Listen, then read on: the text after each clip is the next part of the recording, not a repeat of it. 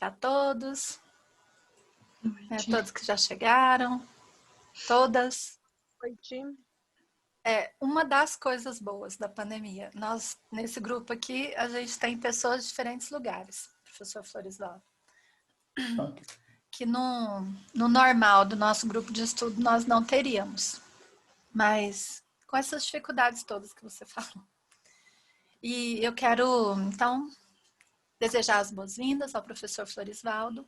Hoje será ele quem ministrará para nós uma palestra sobre suas pesquisas, sobre as questões étnico-raciais. Vai ser muito bom ouvi-lo. Ele é um dos professores que já trabalharam conosco em outros projetos. Nós tivemos um curso de especialização que a gente teve uma disciplina falando de cultura afro-brasileira, com algumas monografias. O professor Florisvaldo foi orientador, então com trabalhos muito interessantes.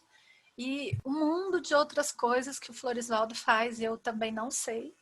Porque nessa correria nossa da universidade, a gente trabalha no mesmo prédio, mas não se vê, né? não conversa.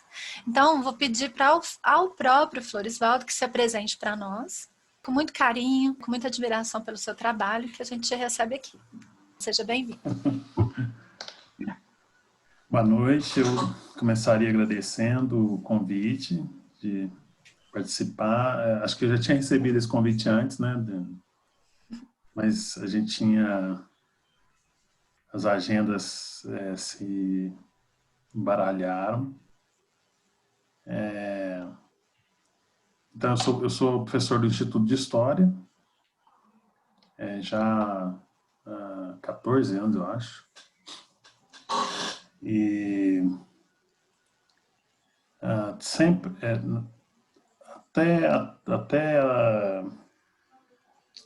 a conclusão do doutorado, eu sempre me dediquei a temas de pesquisa no campo da história ligados à história, o que eu chamo de história local e regional, né? Então, eu fiz um mestrado sobre a experiência dos escravos na cidade de Uberaba, né? Obrigada, Vitor. Agradece todo mundo aí e fala para continuar em oração. Tem o microfone aberto aí. Isso no início dos anos, bem no iniciozinho dos anos 2000. E depois me dediquei a pensar um pouco dentro dessa região do Triângulo Mineiro e parte do Alto Paranaíba, numa experiência que muitos autores vão chamar de pós-abolição, que eu não nomeei assim, né? Mas eu tentei investigar esse processo de passagem da escravidão para o trabalho livre nessa região, a partir de um conceito que era muito usualmente comum no início do século, na primeira metade do século XX, que era a questão da formação do trabalhador nacional, né? Então, e aí trabalhei com questões bastante variadas em torno dessas representações que se produziram sobre esse trabalhador nacional. E nos últimos tempos, eu tenho me dedicado a estudar um pouco a questão das relações raciais, mas tendo como temporalidade o século XIX no Brasil, né? Então, a minha questão que norteia um pouco minhas pesquisas mais recentes é entender como, durante os períodos finais da escravidão no Brasil, como é como é que se formulou a questão racial e como é que esse racismo, que hoje a gente reconhece como estrutural, como é que ele operou, né? Esse processo, dentro desse contexto, dentro desse processo de saída da escravidão para o trabalho livre, né? Então, de certo modo, eu estou recuando no tempo para entender ou me aproximar do processo de transformação desse racismo numa estrutura social que atravessou, então, todo o século XX, o século XXI, e um problema sobre o qual a gente ainda vai se debruçar bastante tempo, não só como objeto de pesquisa, mas como demanda de luta e de militância política, né? Fazendo coro com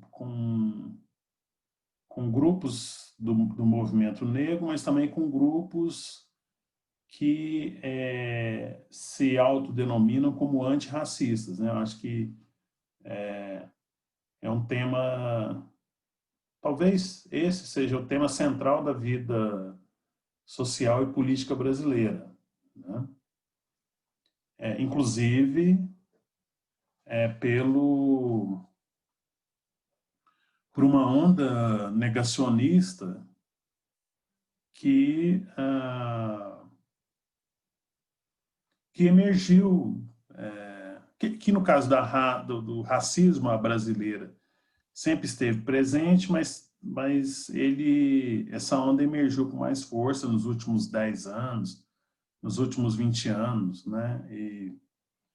E gasta uma energia importante e ocupa um papel importante no debate público para negar essa obviedade, qual seja a de que o Brasil é um país racista, né? E as consequências desse racismo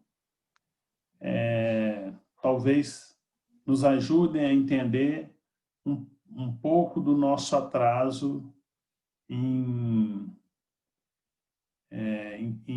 campos muito importantes da vida social, como a permanência da desigualdade social, as desigualdades no campo educacional, né? As precariedades do atendimento de saúde pública, né? Para a maioria da população, o baixo acesso ao ensino universitário das populações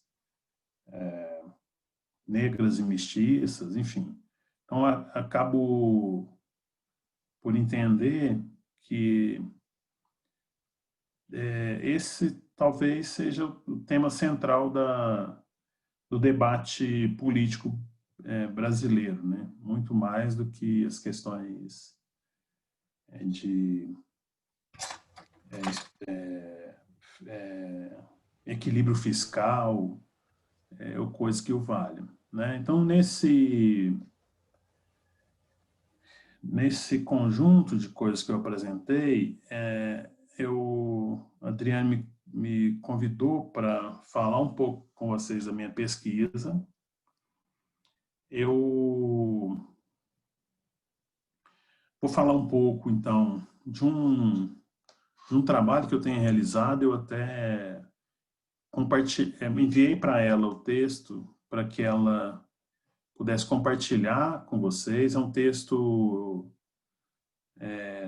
nessa sua versão, ele é um texto inédito, né? Eu tenho uns 2 anos que eu estou mais insistentemente trabalhando nele e espero, talvez, final desse ano, ou início do próximo,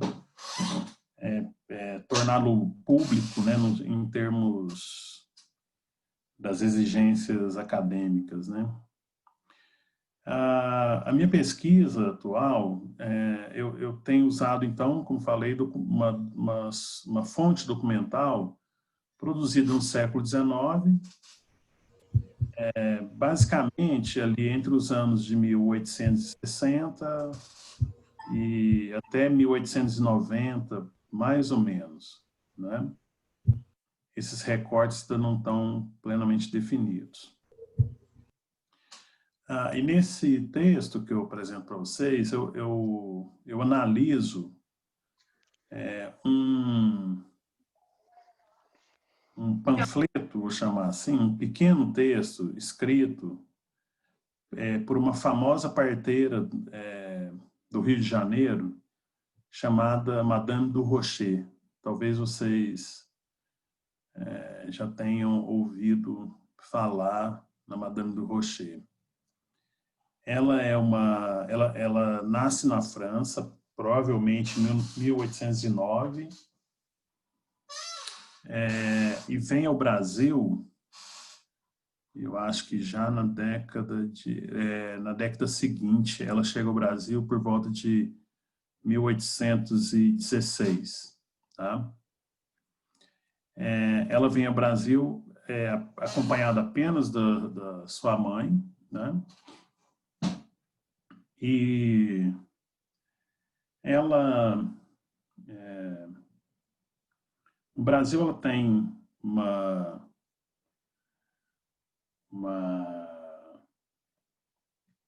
a mãe dela é uma costureira e ela acaba aprendendo esse ofício, e durante um tempo da sua vida adulta, ela é proprietária de uma loja, né, de costuras, né, na região central do Rio de Janeiro. Mas ela, sem muita explicação nos seus dados biográficos, ela decide fechar uma dessas lojas, e ela se matricula na Faculdade de Medicina do Rio de Janeiro no curso para formar parteiras, né? Então, essa é uma das razões da fama dela. Ela é ela é a primeira mulher diplomada na Faculdade de Medicina, nesse curso específico voltados para parteiros, né? E durante a sua vida profissional, ela sempre gozou de muita fama. Então, os dados compilados por uma de suas biógrafas, a Maria Lúcia Motti, dão conta de que até 1892, mais ou menos, 91, ela vai morrer em 1893, ela realizou mais de 5.000 partos, né? Ela não só atendia as famílias abastadas da cidade do Rio de Janeiro, inclusive ela foi parteira da mulher do imperador, do Pedro II,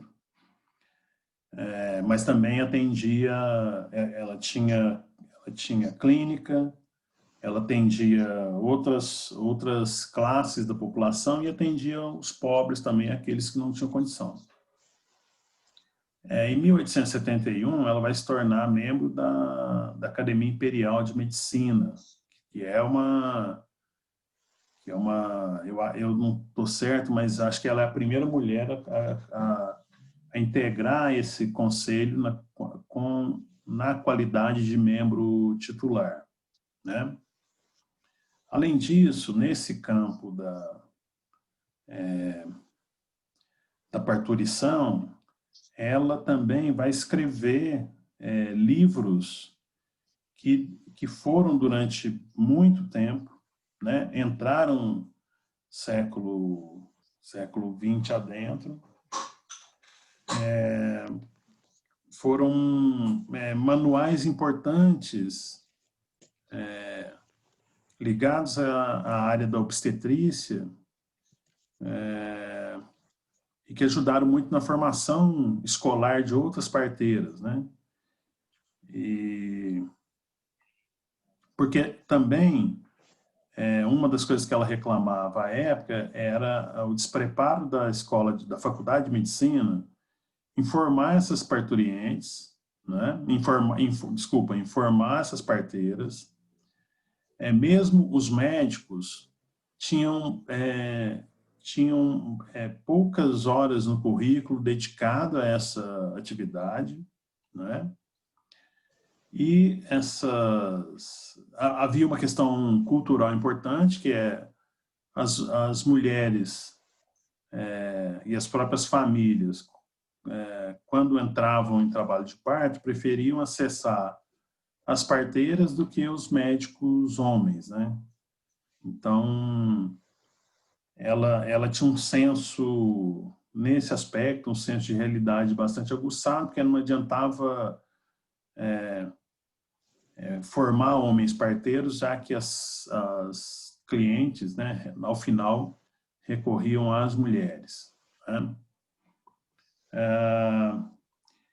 E aí, o meu interesse por ela, claro, menos a questão da atividade dela como parteira, que já, como eu disse, já foi muito bem escrutinada pela professora Maria Lúcia de Barros Motti, né, que escreveu uma tese de doutoramento sobre uma espécie de biografia profissional, né, sobre a Madame du Rocher, né?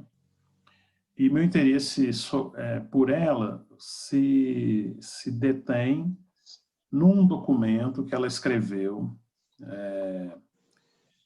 intitulado, um documento que ela escreveu e enviou fez publicar, né, numa gráfica, enviou para as principais autoridades do Império, enviou para o Parlamento brasileiro, que à época discutia a lei do ventre livre. Então, em 1871, ela publica um texto chamado Ideias por Coordenar a respeito da emancipação, né?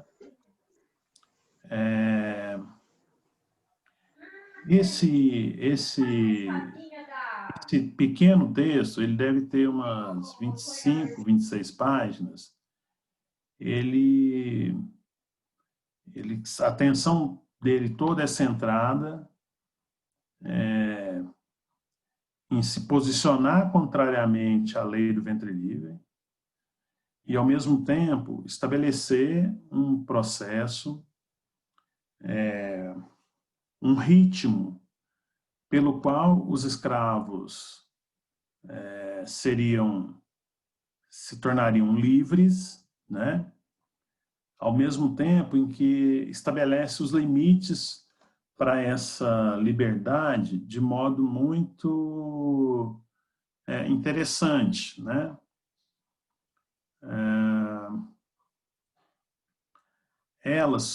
Uma dos elementos desse texto que chamam a atenção é que ela dizia que ela faz a palavra liberdade desaparecer do discurso político dela, né? Então ela dizia que os escravos deviam passar de escravos a subordinados, né? e não a homens livres, né? Ela, como todos naquele momento, reconhece que a escravidão é um mal, né? Quer dizer, e é uma curiosidade já notada por outros autores. Quer dizer, você tem na segunda metade do século XIX quase que um consenso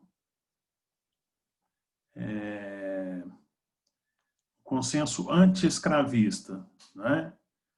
De que a escravidão fazia mal para a economia brasileira, fazia mal para o Estado brasileiro, fazia mal para a sociedade brasileira. Contudo, você não tinha, não se movia uma palha sequer para se efetivar esse consenso, né? Fazendo um parênteses, isso é um elemento típico um tipo de hipocrisia muito comum nas classes dirigentes, entre as elites brasileiras, né? Então, essa primeira coisa que me chamou a atenção foi o fato de que, então, os escravos deviam ser nomeados agora como subordinados, né? Portanto, eles não se tornariam homens livres, né? Muito imediatamente.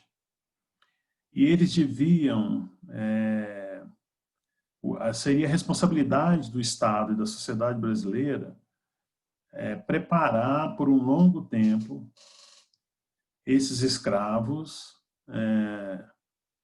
para se tornarem efetivamente livres, né? Claro que dentro desse longo aprendizado, nós não estamos falando de educação escolar formal, né?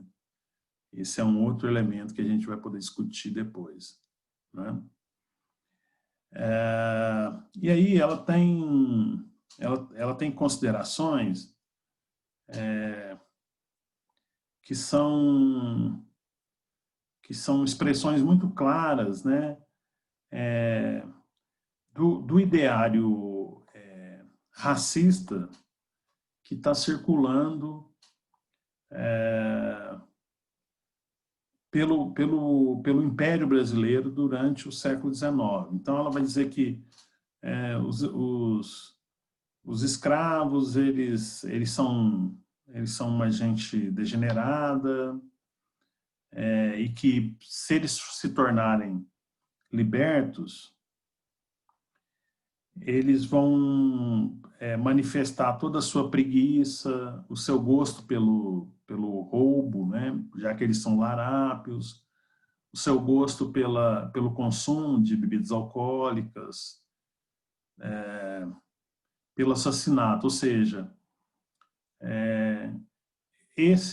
na visão dela, esses escravos e ex-escravos eram incapazes de viver em liberdade porque eles não tinham uma compreensão, nos termos da civilização, do que era essa liberdade, né? Então, esse é um problema que ela vê. Então, ela acha que é preciso controlar, né, com bastante atenção essas populações para evitar uma desordem, para evitar uma desorganização do mundo do trabalho, das lavouras, enfim, né?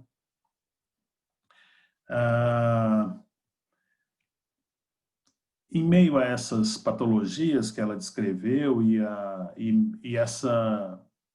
esse caráter inato, né, de despreparo para a vida em liberdade dos escravos, ela considera que essas duas constatações não seriam suficientes, né, para alertar os riscos que a sociedade corria caso essa emancipação repentina se fizesse, né? Então ela vai um discurso comum também dos escravocratas, né?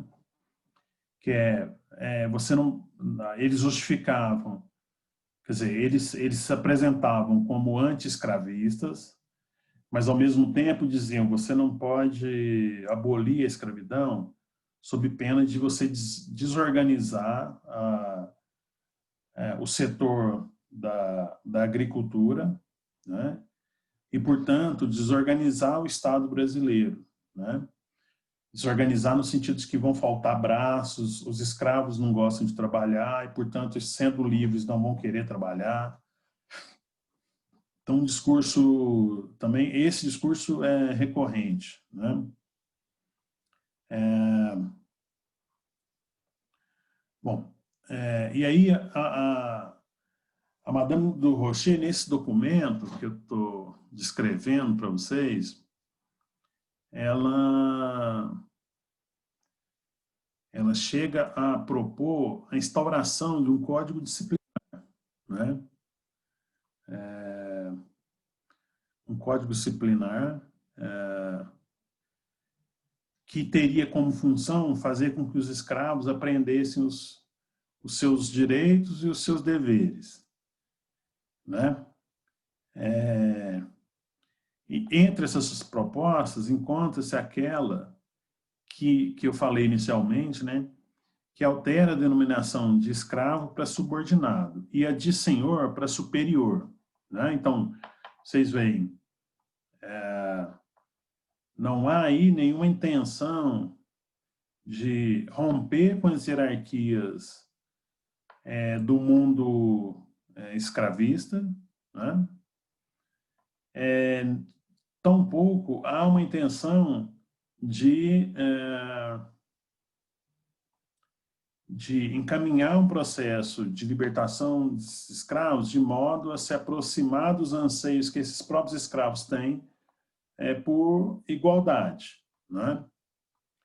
E daí a gente vai entender por que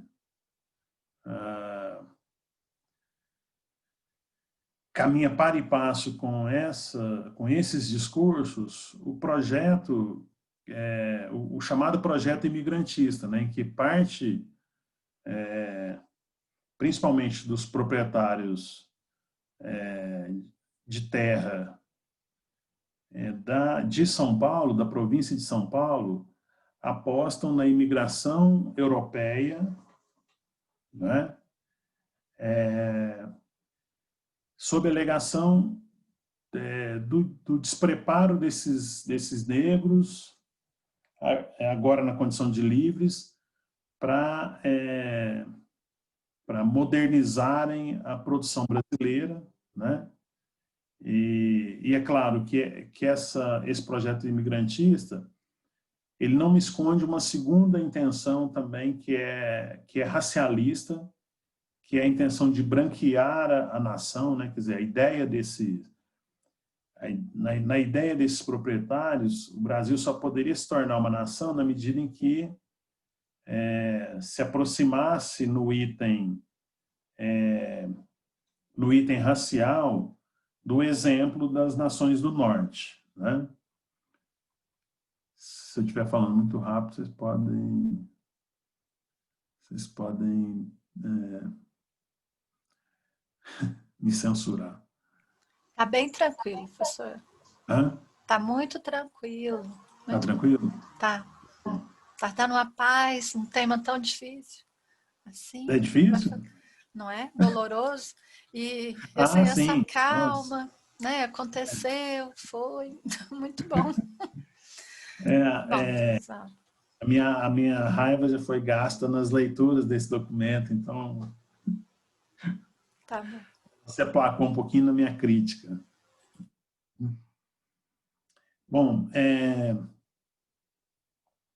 e aí ela, quer dizer, ela vai argumentar que essa coisa de subordinado e superior não tem nada demais, já que a sociedade ela está baseada nessa hierarquia das relações sociais, né? Então ela vai dizer, olha, o homem é subordinado a Deus e à lei, os filhos são subordinados aos pais, então ela vai justificar a manutenção dessa hierarquia com base nessas abstrações, né?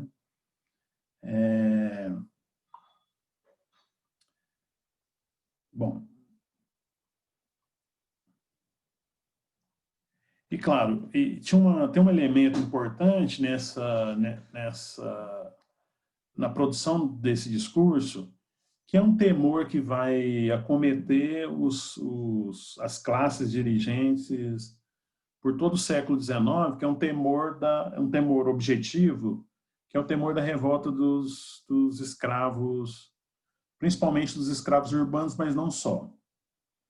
E eu falo objetivo porque durante até a década de 30, até a década de 30, a Revolução do Haiti, né, a Revolução dos Negros do Haiti, que é de 1804, mas que começou no século XVIII, no final do século XVIII, vai assombrar os políticos e os proprietários do Império Brasileiro, né?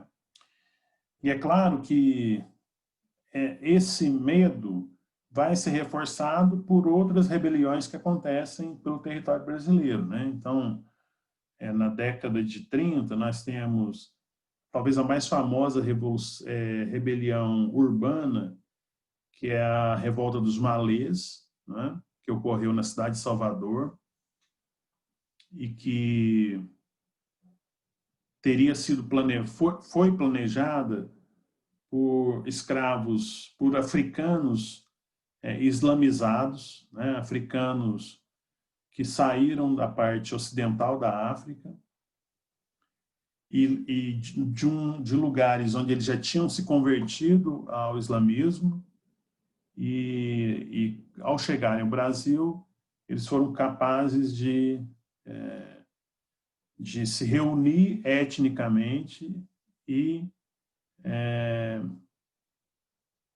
planejar uma rebelião cujo desfecho foi bastante sangrento, né, para os modelos brasileiros. Em 1833 também se tem em Minas Gerais uma famosa revolta das Carrancas, né, na região de Diamantina.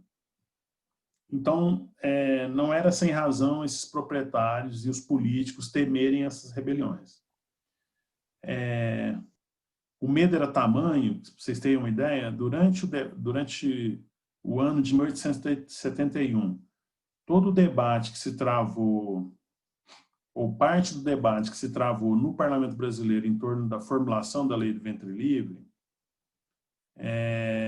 foi feita sob sigilo. Então, eram reuniões no Parlamento, eram sessões do Parlamento que eram fechadas ao público e aos jornalistas, né? De modo a evitar que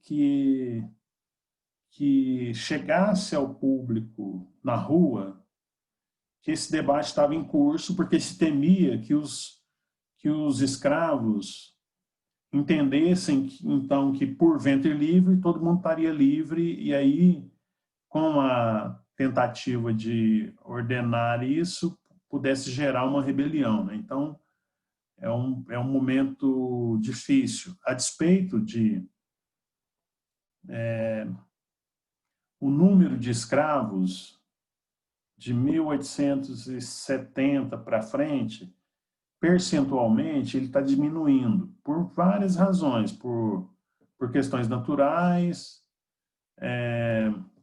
Claro, a lei do ventre livre não permite mais que haja uma reprodução natural, ou seja, se não nasce mais ninguém escravo, significa que o número de escravos não pode crescer, né? Ao mesmo tempo, esse número de escravos diminuía pelas alforrias concedidas ou compradas, né?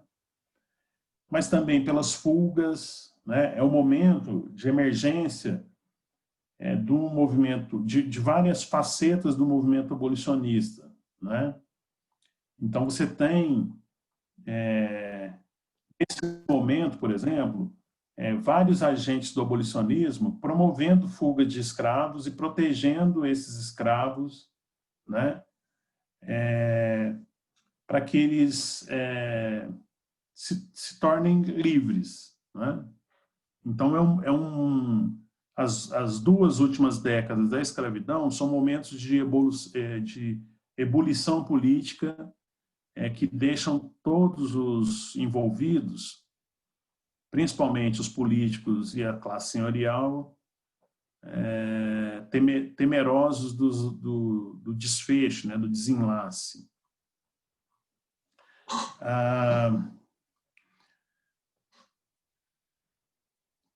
Então, ela dizia, eu vou me referir então a outra parte desse código disciplinar que a Madame du Rocher projetou, né?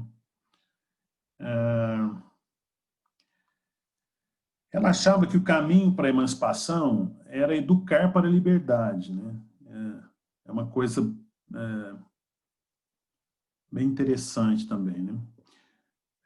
Bom, então ela acreditava que um código especial com o fim de melhorar a sorte atual do escravo, dispô-lo gradualmente à liberdade, estabelecer bem suas garantias, seus deveres, bem como os do senhor, evitaria nem só a confusão, mas traria um bem-estar geral. Então, essa educação, ela não está falando de educação escolar, entendeu? A pedagogia dela aqui é outra, né? Ela está dizendo, ó, enquanto escravo, você vai treinando ele para gradualmente se tornar um homem livre, enfim. Né?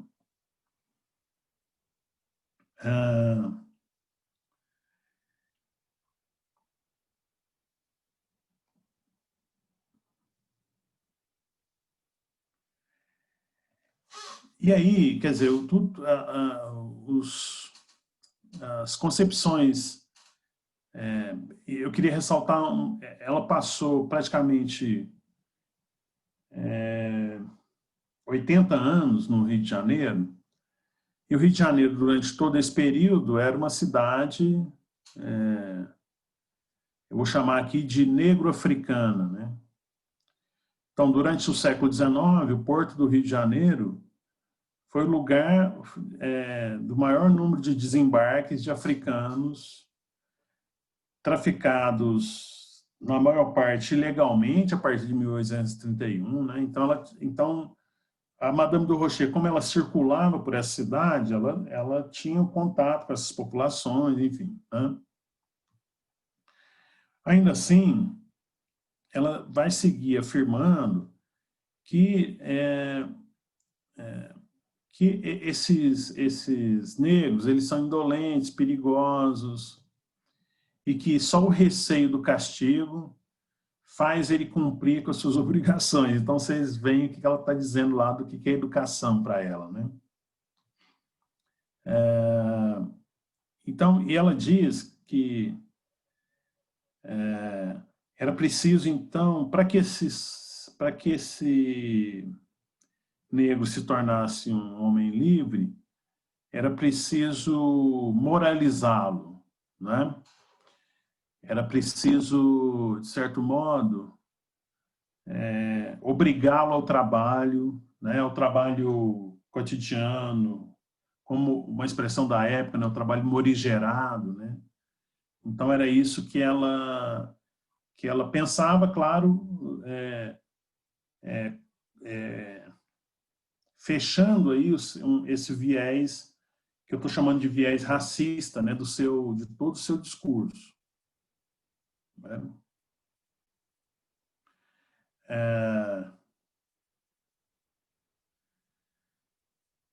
Por fim, eu tinha dito que eu ia falar só 30 minutos, Adriane. Eu queria chamar a atenção para um fato que para uma ausência, né, que permeia o discurso da parteira, que é a ausência da palavra cidadania. Né? Então, esses escravos não estão preparados para serem livres. E quando nós os prepararmos, eles certamente não terão condição de tornar-se cidadãos. Né? Então, essa liberdade, eu vou chamar de uma liberdade para o trabalho. Não é uma liberdade, sequer uma liberdade, uma noção de liberdade nos termos liberais, né?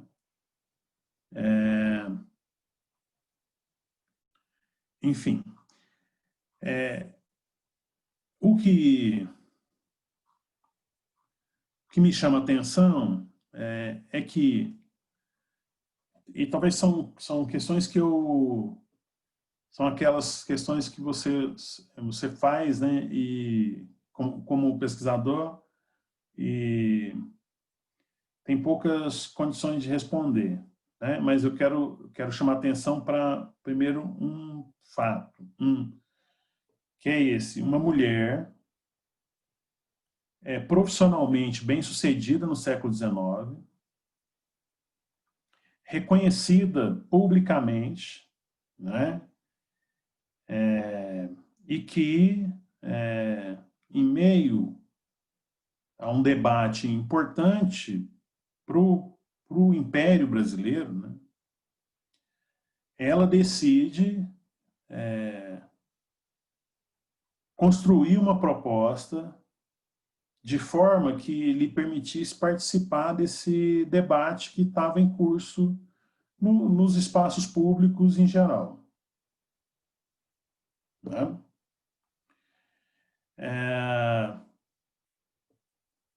Então, vocês observem que,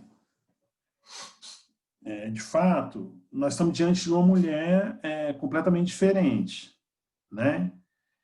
Que ela, por si só, é uma mulher emancipada, e eu retorno um pouquinho da biografia.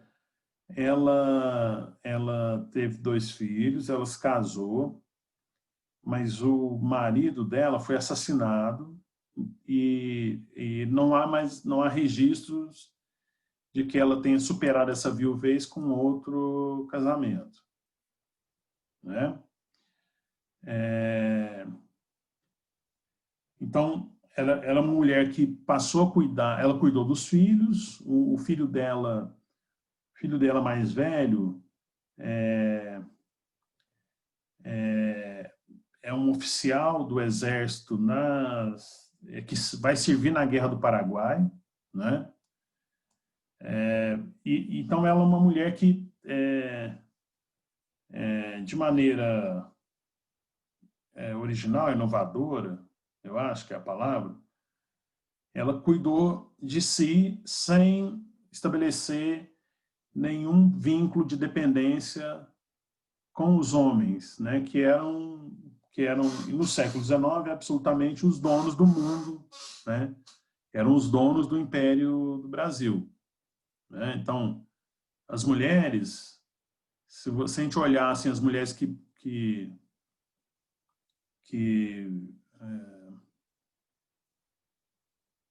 tiveram algum destaque, são algumas mulheres que se dedicaram à literatura, né?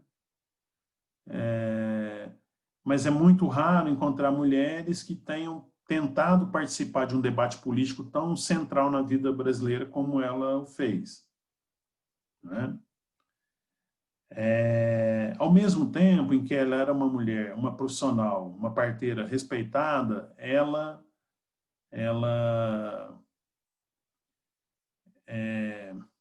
foi muito atacada, mesmo depois da sua morte. Primeiro, por uma opção que vem cedo na vida dela, logo que ela se transforma em parteira, que é se vestir com roupas tipicamente masculinas, né?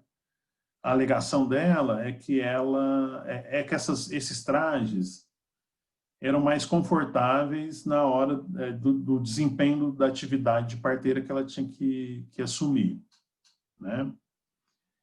Os jornais, a gente encontra nos jornais do século XIX também muitas anedotas a respeito da feiura da Madame du Rocher, né? Então, ou da feiura ou da sua masculinização, né? Então, vocês veem que é uma personagem muito interessante, que é, ao mesmo tempo, uma mulher emancipada e uma mulher que, quando vai pensar a liberdade dos escravos, expressam um pensamento que eu vou chamar aqui de conservador, né? No sentido de manter esses escravos sobre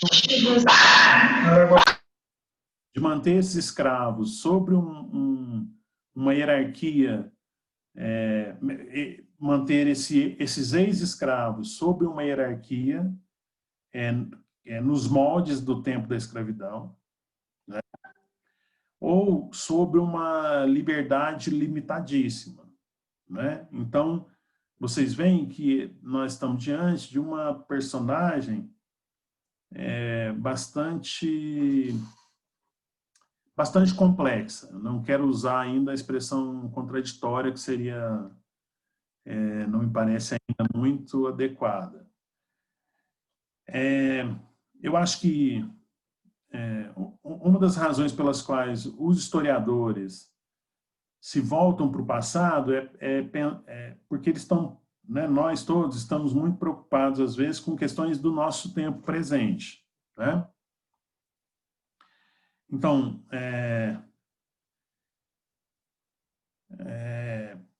o nosso tempo presente, esse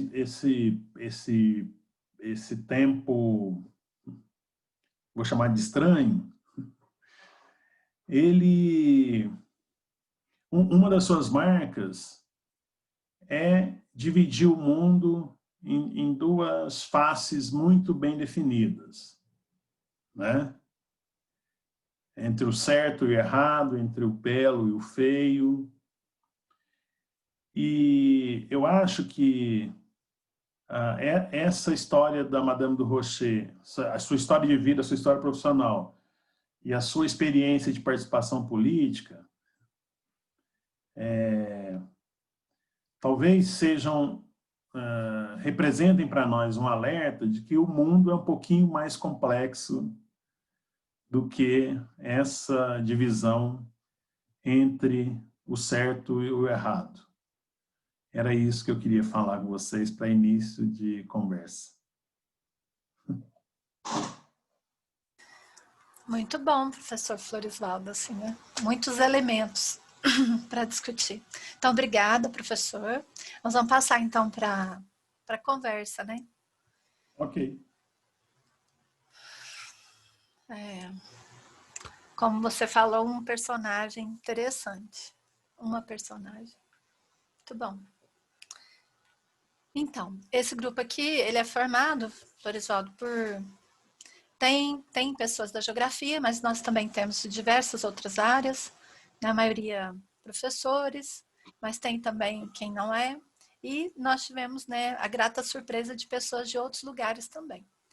Então, o professor Kleber, aqui de Uberlândia, está ali. A professora Dulce, lá de Montes Claros. Tem a Rosa, de Beraba. A professora Rosa também. A professora Márcia, lá de Pirapora, também da Unimontes. Professora Edneia, da Universidade Federal do Pará. E nós estamos juntos coordenando este grupo. Então, assim, é um grupo bem interessante também. Então, foi muito bom te ouvir. Aí eu passo, né, se algum dos professores quiserem comentar alguma coisa, e vamos abrir para conversa. Tá bom? A gente ainda tem um tempinho bom para conversar. Sim. Quem gostaria de começar? Posso fazer uma pergunta para o professor? Claro. Professor, Sim. eu não sei se eu compreendi bem, mas claro, a gente do ponto de vista, né, de historiador, a gente parte das nossas angústias, dos nossos problemas do presente para analisar algo passado. Mas pela atitude da Madame du Rocher, ela também, na época dela, pode-se dizer que ela era uma pessoa que não defendia o grupo, ou seja, ela era preconceituosa? Ela concebeu a ideia do dominante? Isto?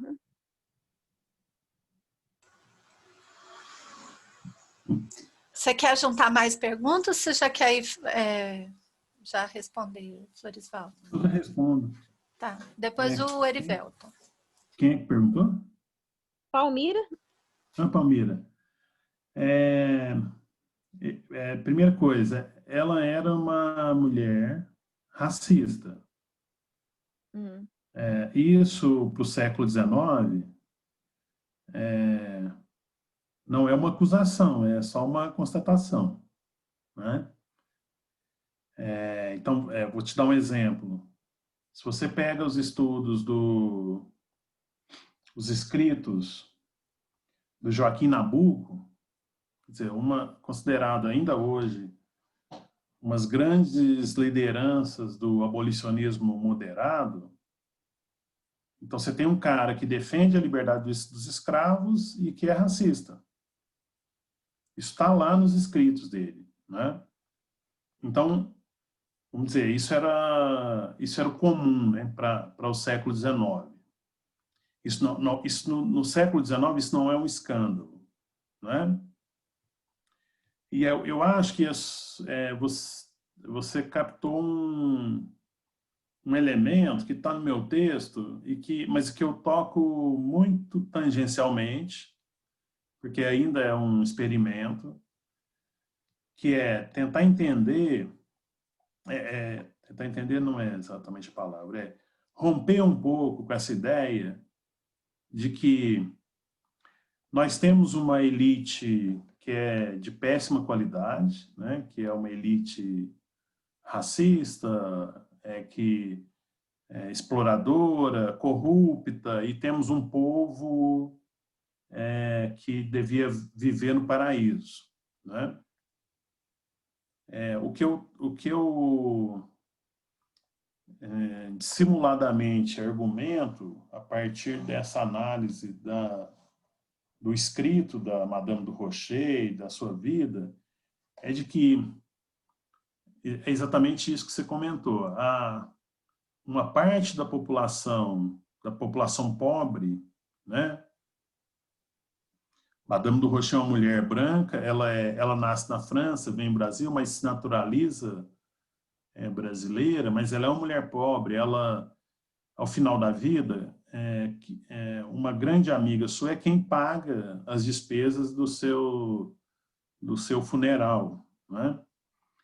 Então, sendo ela uma mulher pobre e que, ao mesmo tempo, tinha vivido uma experiência de vida emancipatória, né? No sentido de que uma mulher que não se entregou à dependência masculina, ela, de outro lado, ela incorporou elementos racistas quando ela tinha quando ela teve que analisar a vida do outro e a possibilidade de liberdade do outro, né? É bem verdade. E é preciso também matizar, né? O racismo da Madame du Rocher não impediu que ela atendesse mulheres negras, escravas, mulheres negras pobres, na Santa Casa de Misericórdia, enfim, entende? Mas na hora de pensar uma vida em liberdade para esse outro, ela meio que se revela, né? Porque talvez se ela tivesse morrido antes desse debate, é certo que ela não teria produzido esse documento, né? Mas é exatamente nesse documento, quando ela tem que pensar a liberdade do outro, quer dizer, a vida do outro em condição de igualdade, a vida dela, é que ela se revela como uma mulher para quem a desigualdade racial importa muito. Tá? Eu não sei se eu fui claro, Palmira. Não, foi sim.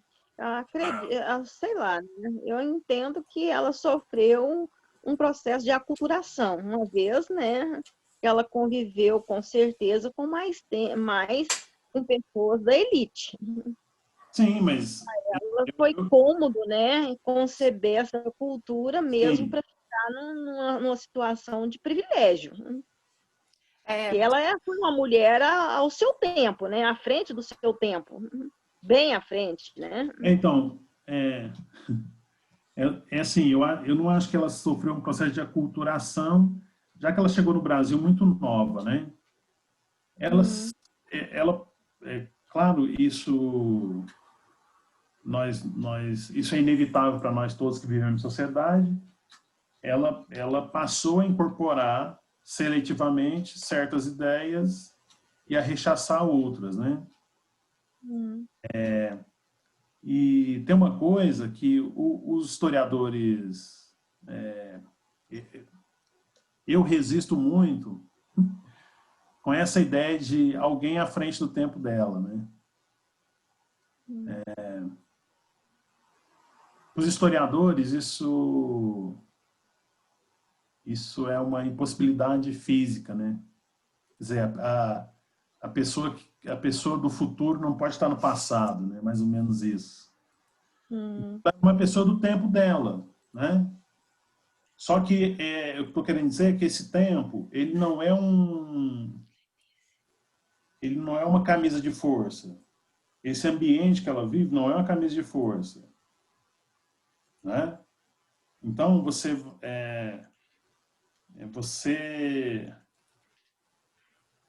ela, apesar de ser uma mulher diferente, ela está dentro do seu tempo e ela trabalha em torno, né? Ela vive, ela consegue circular com as habilidades que lhe são próprias, as habilidades profissionais, enfim, ela consegue circular, ela consegue ascender socialmente, né? Também por essa aproximação que ela tem com os homens que lideram, né?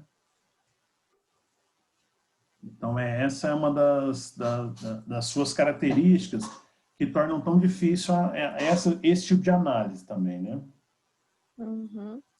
Florisvaldo, a Beatriz tem uma pergunta relacionada a essa pergunta da Palmira. Eu vou passar na frente de você, tá bom, Anivelto? Depois a gente volta para você. Gente, desculpa passar na frente, foi só para pegar o gancho da discussão mesmo.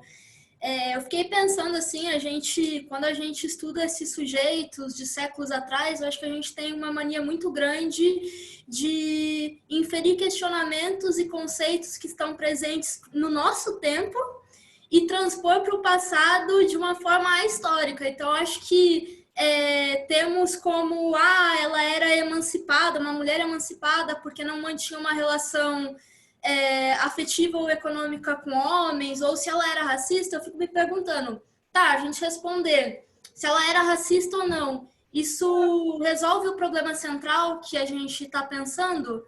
Porque, sim, tipo assim, pensando nessa perspectiva que a gente tem atualmente, sim, ela era racista. E com isso eu não quero relativizar os preconceitos que a gente tinha, né? Tipo assim, claro, José de Alencar era racista, Monteiro Lobato era racista, mas daí a gente tem que pensar, eu acho, passar para um outro plano a discussão, né? Mas o que isso fala? O que isso quer dizer, né? Então, ok, ela era uma mulher negra que teve uma ascensão social e acadêmica grande, mas, assim, pensando socialmente, culturalmente, o que possibilitou isso? Eu acho que é importante a gente estar pensando nessas questões, né? Passar um pouco do plano da história do indivíduo, dessa microhistória que é importante também, para a gente pensar em outros prismas, né?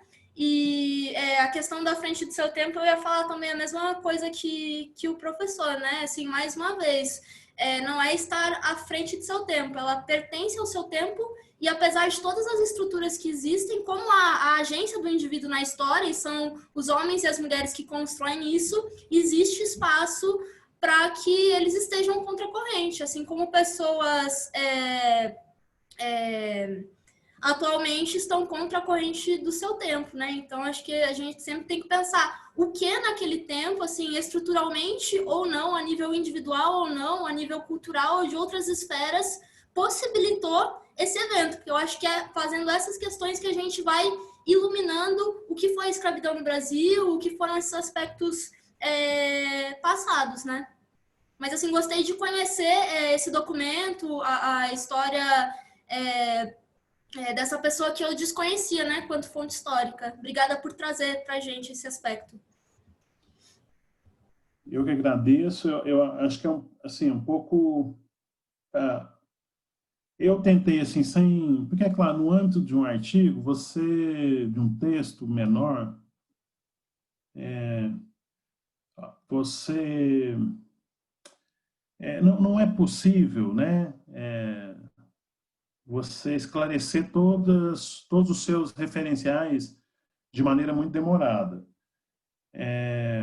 Mas o que eu tentei fazer é o que uma parte da historiografia chama de jogos de escala, né? Então, eu estou tratando de um indivíduo, claro, então essa escala diminui, porque eu tenho que entender com quem que ele se relacionava, por onde ele andava, quais as ligações institucionais desse indivíduo. Mas, ao mesmo tempo, pensar isso, em que ambiente mais amplo, né, esse indivíduo está colocado. Eu confesso que a primeira vez que eu li o documento, eu também tive uma sensação meio estranha, de surpresa, assim, né? Putz, que mulher é essa, né? Só eu não sei se algum momento da minha fala pode ter deixado essa dúvida, mas a do Rocher é uma mulher branca, né? Então, você tem razão que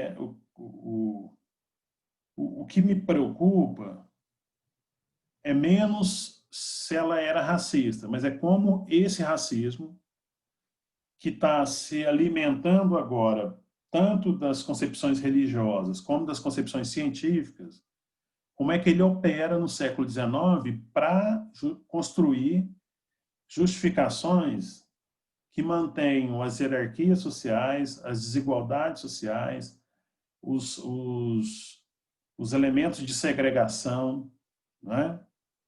E que, por extensão, por derivação, vão explicar a marginalização no século XX, né? Nas grandes cidades, nas pequenas cidades, a violência policial, a violência contra as religiões de matriz africana. Quer dizer, eu estou tentando entender esse momento de emergência de um racismo e o modo como ele está operando e como é que ele vai aparecer mais tarde, de maneira a tranquilizar essas elites de que é assim mesmo. Quer dizer, nós precisamos nos livrar desses inferiores, né? Quer dizer, a ciência, as teorias raciais do século XIX, a eugenia do final do século XIX, já mostraram para a gente, né, de maneira cabal, que os não brancos são inferiores. Então, o problema para essas elites é esse, né? Então, nós precisamos formar uma nação. Como é que nós vamos formar uma nação? Afastando esses inferiores da cena, né? Apostando, por exemplo, numa miscigenação que alguns avaliavam que no prazo de um século branquearia toda a população, né? Então, quer dizer, essas ações, elas estão encontrando âncora um tempo atrás. Então, é isso que eu estou tentando escavar, né? Então, menos a questão de se ela era racista ou não, né? Porque isso, vamos dizer, isso era natural para o século XIX. O diferente é você encontrar alguém no século XIX, um intelectual, branco, homem, mulher, que não seja racista, né? O comum era isso. Então, você vai no século XIX e vai mostrar para a gente. Então, você tem anti-escravistas que são racistas, abolicionistas que são racistas, emancipacionistas que são racistas. Ou seja, nós não queremos a escravidão, mas nós não queremos que os negros sejam tratados de forma igual, nem mesmo que seja só dentro da lei, como a gente. É isso. Quer dizer, essa sociedade brasileira do século XX, ela está sendo construída aí da década de 60 para frente. Esse modelo de interpretação racial e esse modelo de operação do racismo para criar essa sociedade na qual hoje a gente vive. Muito bom. O Erivelto tem uma pergunta também, Florisvaldo, e depois a Ana Carolina. Não, professora, eu fui contemplada na fala da Beatriz e na fala da Palmira. Ô, Júnior, tudo bem, Júnior? Desculpa, viu? Não cumprimentar você. Florisvaldo.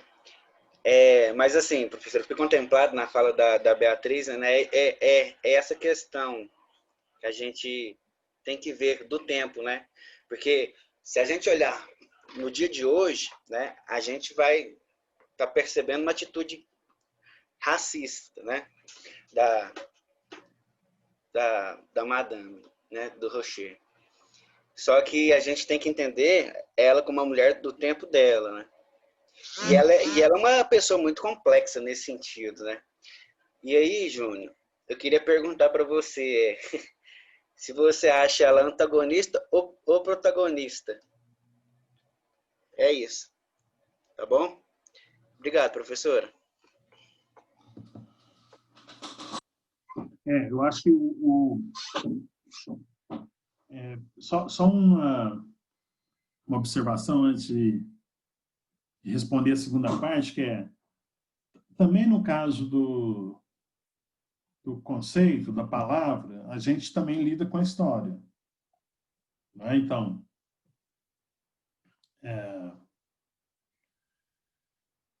o racismo do século XIX, ele tem uma matriz biologizante, não é isso? Então, ele não é o mesmo racismo do fim do século XX. Né? Quando a própria ciência desqualificou essas considerações do século XIX. Né? E aí lembrar que, quer dizer, por uma razão trágica para nós todos, né, como humanos, esse conceito de raça do século XIX, ele só passa a ser contestado depois da Segunda Guerra. Tá? Então você vai... Mas com algumas variações. Né? Então, depois da Segunda Guerra, o mundo, principalmente a intelectualidade progressista, talvez mais liberal, começa a pensar, a criticar essas teorias que explicam as diferenças superficiais como diferenças biológicas. Né? Mas, por exemplo, o apartheid sul-africano dura até os anos 90. Formalmente, você tem um Estado cuja a Constituição é formalmente racista, com base ainda nessas formulações. Então, isso também a gente tem que lembrar, quer dizer, quando eu estou dizendo que ela é uma personagem racista, eu não estou usando o conceito do século XX ou do século XXI, estou usando o conceito do século XIX. É ela que está dizendo que os negros têm uma índole de preguiçosos. Essa é a matriz racialista do século XIX. Né? Quer dizer, eles têm, ela diz, eles têm uma característica inata de inaptidão para a liberdade. Isso é biologia do século XIX. Né? Então, também isso, o próprio conceito, ele tem uma história, né? Que dá para fazer uma pesquisa também sobre como é que esse conceito ele foi mudando ao longo do tempo. E eu acho, Erivelto, que eu vou te falar aí uma questão que eu não tinha pensado nesse problema. Eu acho que, em função do avanço no século XX, do feminismo, ela talvez possa ser vista como uma protagonista, né? Mas no século XX, no século XIX, apesar de toda a sua movimentação, sua participação, esse discurso importante que ela fez foi ignorado no que eu vou chamar aqui na casa política dominada pelos homens. Quer dizer, ela tornou público isso, ela mandou imprimir, né? Ela distribuiu, você encontra nos jornais registros de parlamentares acusando o recebimento, recebi no dia tal o estudo de Madame du Rocher e tal. Mas quando você pega as atas do parlamento, esse documento nunca foi discutido. Ele nunca foi sequer citado como Então, de novo, ela é uma mulher do tempo dela. Quer dizer, ela, em certa medida, ela pôde falar, mas ela, no ambiente masculino, ela foi silenciada, ou sequer foi ouvida. Né? Então, nesse sentido, ela era uma antagonista. Né? Na medida em que, a despeito dela se imaginar como uma cidadã brasileira igual a todos os outros cidadãos do Império, ela, ao final, lá na hora do debate político mais intenso, ela ser ignorada completamente. Né? E inclusive, para a historiografia, durante muito tempo, esse documento em que ela se envolve no debate político também é ignorado. Ela é muito referida como a parteira mais importante do século XIX, junto com outras também, não é só ela, diga-se de passagem. Mas a própria historiografia deixou de lado esse documento importante do século XIX, escrito por uma mulher importante no século XIX. Legal. Obrigado, professor. Eu ia fazer mais uma outra pergunta. Porque eu fiquei atrasado na reunião. Mas, nesse contexto, ela foi a favor do abolicionismo ou não? Era só isso. Desculpa, pessoal, está ultrapassando aí. Valeu, obrigado. Ela nomeou o seu texto como emancipacionismo, né? Ideias para a emancipação dos escravos. Mas, ao mesmo tempo, Erivelto, eu mandei o texto pela Adriane para vocês. Você vai ver que no texto eu a chamo de uma emancipacionista escravista. Né? Na medida em que, ao final, a conclusão que você tira do texto dela é que ela é contra a liberdade. Né?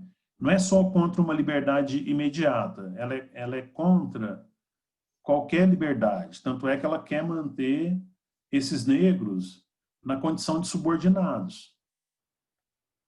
Né? Então, é um tipo de ambiguidade muito comum também no século XIX, nesses escritos políticos. Né? Que é isso, olha, você não consegue conter o debate primeiro sobre o ventre livre e depois sobre a liberdade em geral. E aí você começa a agir politicamente no sentido de estabelecer um ritmo mais lento para essa emancipação, de estabelecer condições menos favoráveis aos libertos. E eu quero chamar a atenção para uma coisa que eu acho interessante que a historiografia brasileira não tem atenção com essa palavra, porque lá na frente a gente sabe como é que a abolição aconteceu, né? Então, você não cria condições para esses ex-escravos irem para uma escolarização formal, você marginaliza eles nos espaços urbanos, eles têm acesso aos piores empregos, portanto, aos piores salários, às piores condições de vida. E aí, se você olha o texto da lei do ventre livre, há uma expressão lá que diz: está extinta a escravidão. E eu costumo brincar entre os meus alunos assim, que a escravidão, portanto, não foi abolida, né? Ela foi extinta. Tem um valor simbólico aí, né? Quer dizer, ela está extinta da memória, nós não queremos falar disso mais. Mas ela não está abolida com todas... com a direção que, inclusive, estava no projeto dos abolicionistas mais radicais. Né? Então, os abolicionistas mais radicais, como o José do Patrocínio e o André Rebouças, que eram amigos do José do Patrocínio, diziam: você precisa dar terra para esses homens agora, você precisa dar escolarização para os mais novos e você precisa torná-los cidadãos efetivos. Venceu a proposta ou o arranjo do José do Patrocínio, né, que assim, a escravidão nos envergonha, então vamos aboli-la, e seja o que Deus quiser. Né? E aí você recomeçou um processo de hierarquização e de exclusão dessas populações. Né? Eu acho que se você tem um filme que é sob direção do Paulo Betti, chamado Cafundó. Se vocês tiverem oportunidade de assistir o início do filme, eu acho que, inclusive, quando eu assisti esse filme, me lembrei muito de um livro do professor Florestan, que é a integração do negro na sociedade de classes. Né? Então, como é que esses negros que agora são livres foram colocados para fora do mundo do trabalho, foram marginalizados, né? Quer dizer, e aí você tem um círculo vicioso, né? Assim, eles não gostam de trabalhar, eles não trabalham regularmente, aí eles vão ao mercado de trabalho, não tem emprego, aí então eles ficam pagando. Então esse desfecho para os ex-escravos foi trágico, né? E explica um pouco o que nós nos tornamos depois, no século XX. Tá? Professor Floresvaldo, tá chegando no final. A Ana Carolina tinha uma pergunta. Você ainda quer fazer, Ana Carolina? E aí nós vamos encerrar com a pergunta dela. Que assim, o tema é bom, dá vontade de conversar mais, mas o tempo é curto. Ana. Então, a minha pergunta foi até respondida pelo senhor, agora respondendo a do nosso outro colega, que eu queria saber como foi exatamente a repercussão desse documento de uma mulher, né, nessa época tão machista, e você acabou de respondendo que ela não teve tanto alcance dentro do Senado, mas foi muito nítido o que você falou, agradeço muito, assim, esse comentário com o outro colega foi extremamente esclarecedor com toda a minha pergunta. Então... Eu queria só comentar com você, que assim, era muito comum, eu não tenho o documento aqui para mostrar, mas era muito comum no século XIX você dirigir o documento a alguma pessoa, né? E esse documento que ela escreve, esse projeto, está dirigido ao Barão de Cotegipe. Barão de Cotegipe é um dos homens mais poderosos do Império do Brasil no século XIX. Ele é uma segunda geração dos Saquaremas, que são os caras que um grupo político dentro do Partido Conservador que é responsável pela estabilidade política no Brasil a partir do final dos anos 40 para frente. Né? Então, você tem todas aquelas rebeliões da regência, você tem a maioridade, e você tem as rebeliões no Nordeste, especialmente a praieira, né? Então, esses conservadores, eles se juntam em torno do imperador e dão estabilidade política para o império, né? O império teve ameaçado, né, de ruir nesse momento. Então, ela dirige esse documento para o Barão de Cotegipe, que é uma figura importantíssima, assim, é quase que um primeiro-ministro, né? E eu não encontrei nos jornais nenhuma manifestação dele de que tivesse recebido o documento, mas achei nos jornais manifestação da Academia de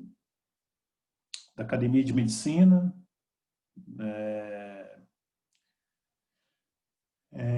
outras entidades que acusam, fazem, né, notinhas nos jornais, acusando o recebimento. Recebemos hoje o trabalho, o projeto da Madame do Rocher, ideias, enfim, né? Mas, de fato, isso eu ainda preciso explicar melhor isso, né? Mas assim, ela é silenciosa, ninguém fala desse documento.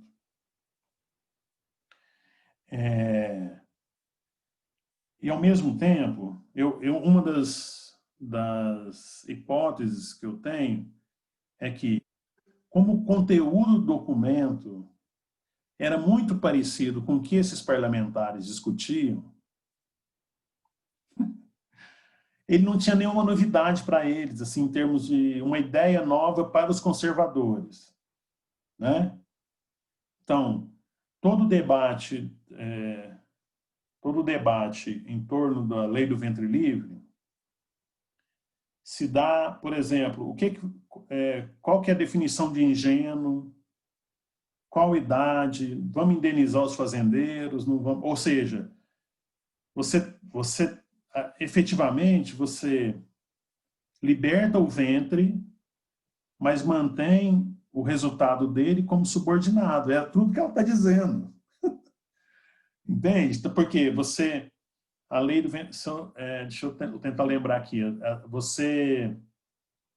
proprietário da mãe podia figurar como requerer a tutoria daquele bebê e ficar com a responsabilidade dele, se eu não me engano, eu nunca lembro direito se é até os 21 ou se é até os 25 anos. Ou seja, um moleque, né, como era chamado na época, que mais ou menos dos 5 anos até os 20 ou até os 25 ia trabalhar gratuitamente Então, quer dizer, se a mãe ainda era cativa, o filho recém-nascido, bebê, um pouquinho, se mantinha naquela condição, mesmo que tivesse nascido livre.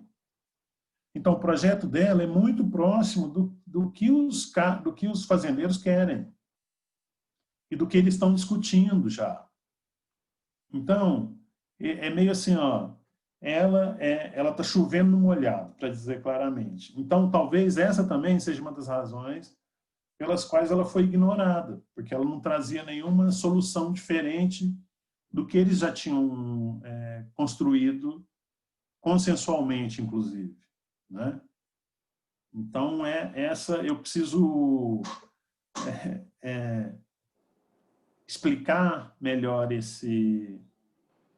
a razão dessa recepção que ela teve no documento, né? Levando em consideração que ela é uma mulher escrevendo sobre temas da política, portanto, uma mulher invadindo o mundo dos homens, mas, ao mesmo tempo, uma mulher invadindo o mundo dos homens sem nenhuma ideia original. Né? O que eu pensei, enquanto eu estava pensando nessa minha pergunta para o senhor, é que, assim, talvez houvesse uma repercussão maior vinda de uma mulher, esse projeto, talvez pudesse até haver, mas esse se não existe, né? Mas é uma imaginação minha que veio. Uma oposição também maior, vendo que foi uma mulher que teve essa oportunidade de falar no meio dessa cultura. Sim. Mas, infelizmente, a gente não teve isso. Me é muito triste não ver que realmente essa mulher não teve voz, mesmo falando coisas que hoje em dia a gente julgaria. Sim, e a gente, talvez, se o conteúdo do trabalho dela tivesse como proposta a libertação geral e restrita, uma proposta, vou chamar de progressista, talvez isso criasse um burburinho maior. Sim, com certeza. E aí uma mulher se metendo num negócio que onde ela não foi chamada, né? Exato, ela não foi chamada e com uma posição muito radical. Quer dizer, eu acho que, então, que ela foi silenciada porque era uma mulher se metendo no mundo dos homens. Mas também porque o documento dela não era inovador, não tinha novidade, não tinha originalidade. Né? Sim. Então, assim, isso aí nós já pensamos. Essa solução conservadora, nós já temos ela no bolso. Né? Então, não é necessário recorrer.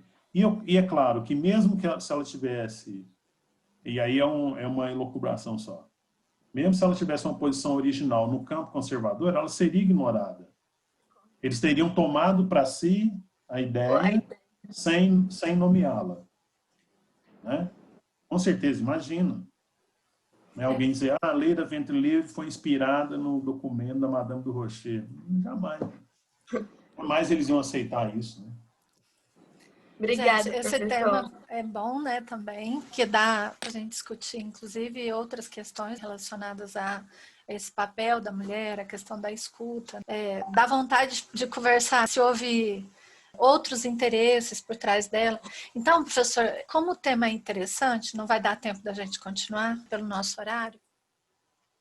Quem sabe a gente não faz mais conversas. Assim, tendo recebido depois o texto, e se for do interesse do grupo, a gente siga conversando aí numa outra condição, né, que aí vocês terão lido o texto. Até essa questão, né, de estudar um outro tempo histórico, né, essa questão é outro momento, né, outro contexto, até sim, isso valeria a pena, a gente podia ter uma oportunidade assim.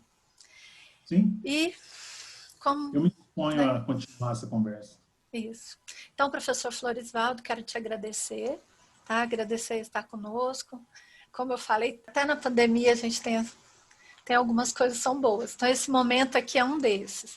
Poder estar com o Florisvaldo aqui e a gente compartilhando com outros colegas de diferentes lugares. Então, quero te agradecer. Ficaram, né, questões interessantes para a gente continuar refletindo. Tenho certeza da sua contribuição para o tema que nós estamos debatendo esse semestre nesse grupo, que é o racismo na escola. E aí, assim, você deu novos olhares também para a gente prestar ainda mais atenção. Então, te agradeço, professor Florisvaldo, agradeço a todos que participaram desse momento conosco e vamos combinar mais coisas para a gente fazer juntos. Tá bom? Espero encontrar com vocês mais vezes. Então, vamos combinar. Então, tudo de bom, Florisvaldo.